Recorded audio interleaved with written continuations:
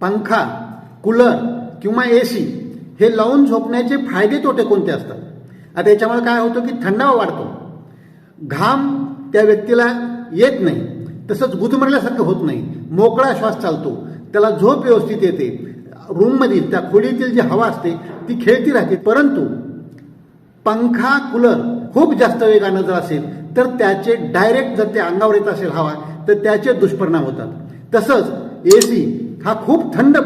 वातावरण जर ठेवलं रात्रभर तर त्याचेही श्वासोश्वासावर परिणाम होतात, श्वासाचे आजार वाढतात, सर्दी पडसासारखे आजार वाढतात आणि सगळ्यात महत्त्वाचं त्यापेक्षा बेकार म्हणजे सायनोसायटिस. श्वास घेताना जी हवामध्ये जाते आणि नाकाच्या बाजूला जे सायनसेस असतात,